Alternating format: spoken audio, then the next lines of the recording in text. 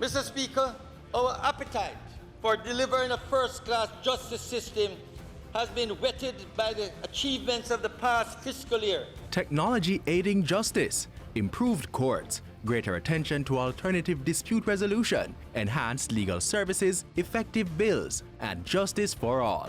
The sentence continues.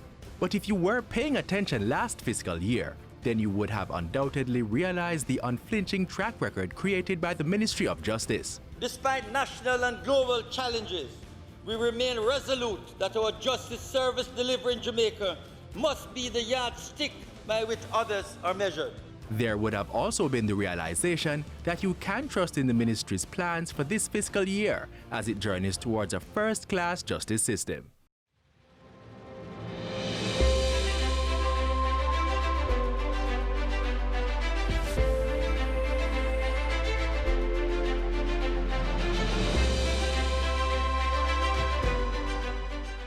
As the ministry works to improve the length and complexity of that yardstick, the look will be measured against first-class justice infrastructures as courts across the island are upgraded. A first-class justice system demands first-class facilities, and they are being provided. Manchester will see the restoration of the parish court building, which was damaged by fire last year. It will be used as an interim family court, while a new family court is being developed. In Trelawney, the ministry will complete the expansion of the family court. And for St. Anne, the ministry will be working on delivering a family court comprising of 8,800 square feet. This family court will incorporate child-friendly waiting areas, a separate holding area for children in state custody, comfortable waiting rooms, and state-of-the-art information technology systems, including a customer service software. The St. James and Clarendon parish courts will also be undergoing extensive renovations and refurbishing works. In Kingston, the ministry will continue to refurbish the Office of the Director of Public Prosecutions at Public Building West. Work is ongoing to the sum of $626.4 million to facilitate demolition work, spatial reconfiguration, extensive masonry and tiling, and the upgrading of sanitary facilities. Justice centers are also a high priority for the ministry, as it seeks to create greater access to this critical service. And with that, Clarendon, St. Andrew, and Hanover will each receive 3 new justice centers. They will offer child diversion and restorative justice services.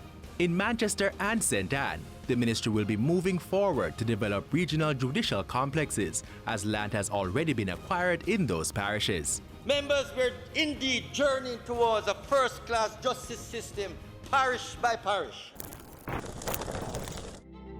We're providing the technology, Mr. Speaker, to assist in the administration of the courts. This year, the ministry will commission into service 2 Toyota Coaster buses, which have been configured with audio-visual equipment to allow for testimonies from vulnerable witnesses and to extend the electronic payment system at different courts. And having installed an electric judicial case management system, JCMS, the ministry is now moving to use this platform in select parish courts this fiscal year.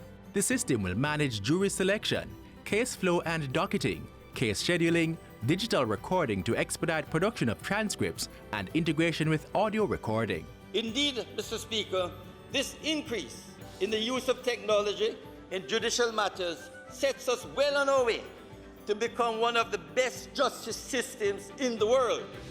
The country can expect to see further advances in this regard in the coming years.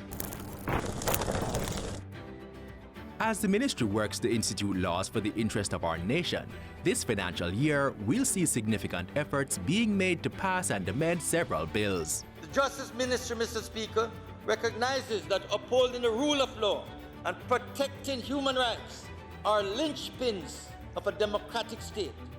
And through our agencies and divisions, we will continue to respond to the needs of vulnerable groups, regardless of whether those we serve are out and about, as previously obtained, or in the words of a recent popular local song, inside quarantine.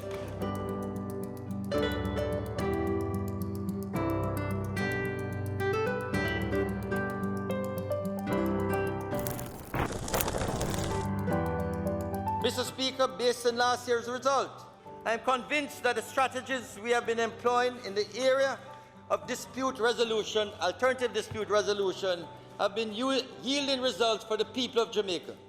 Child diversion, the Victim Services Division, and restorative justice are all programs which treat with not just the symptoms, but also the root causes of antisocial behavior. And despite the COVID-19 pandemic, this financial year, the Restorative Justice Program will facilitate about 2,000 case conferences and train over 1,000 parish court judges, clerks of court, police officers, probation officers, school administrators, and other community leaders in restorative justice processes. There will also be an increase in the number of children who benefit from child diversion, and the ministry will develop a child diversion monitoring and evaluation system. Under the Alternative Dispute Resolution Program, despite COVID-19, the ministry will be establishing 20 e-counseling stations to provide counseling and emotional support services to clients. This year will also see more deserving Jamaicans being able to take advantage of the expungement provisions in the law.